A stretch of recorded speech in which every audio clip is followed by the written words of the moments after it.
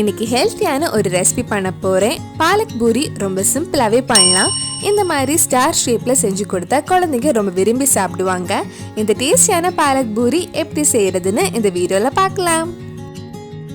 First பசலைக்கீரை வேக வச்சிடலாம். இது வேக வைக்கிறதுக்கு கொஞ்சம் தண்ணி சூடு பண்ண வச்சிருக்கேன்.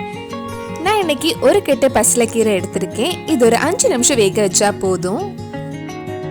இது 5 நிமிஷம் வேக வச்சதுக்கு அப்புறம் இது ஆஃப் பண்ணிட்டு தண்ணியெல்லாம் வடிகட்டி நல்லா ஆறுனதுக்கு அப்புறம் ஒரு மிக்ஸி ஜார்ல போட்டு இந்த மாதிரி நல்ல ஸ்மூத் பேஸ்டா அரைச்சு எடுக்கலாம். நான் இன்னைக்கு பூரி பண்றதுக்காக ஒரு கப் கோதுமை மாவை எடுத்திருக்கேன். இதுல தேவையான அளவு உப்பு போட்டு நம்ம அரைச்சு வச்சிருந்த பசலைக்கீரை சேர்த்து நல்லா மிக்ஸ் பண்ணலாம். பசங்க கீரை சாப்பிடலைன்னா இந்த மாதிரி செஞ்சு கொடுத்தா கண்டிப்பா சாப்பிடுவாங்க. நல்லா மிக்ஸ் பண்ணதுக்கு அப்புறம் இதுல கொஞ்சம் கொஞ்சமா தண்ணி ஊத்தி நல்ல பூரி மாவு பதத்துக்கு பிசைஞ்சு எடுக்கலாம். நான் கீரை அரைச்ச அதே மிக்ஸி ஜார்ல தண்ணி எடுத்து இதுல ஊத்திருக்கேன். இந்த மாதிரி மாவு நல்லா பிசைஞ்சதுக்கு அப்புறம் இது குட்டி குட்டி உருண்டை பொடிச்சு மாவு தட்டினதுக்கு அப்புறம் நம்ம இது ஃப்ரை பண்ணி எடுக்க வேண்டியதுதான்.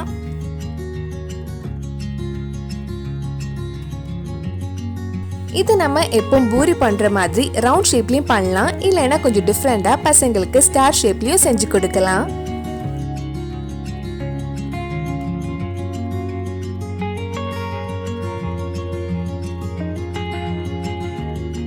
ஒரு கட்டர் யூஸ் பண்ணி ஸ்டார் ஷேப்ல கட் பண்ணி எடுக்கிறேன்.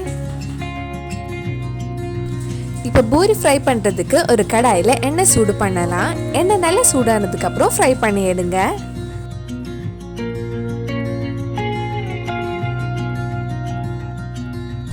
நம்ம கிறிஸ்பியான ஸ்டார் பாலக் பூரி ரெடி ஆயிடுச்சு. இதே மாதிரி மிச்சம் இருக்கிற ஸ்டாரையும் நம்ம ஃப்ரை பண்ணி எடுத்துடலாம்.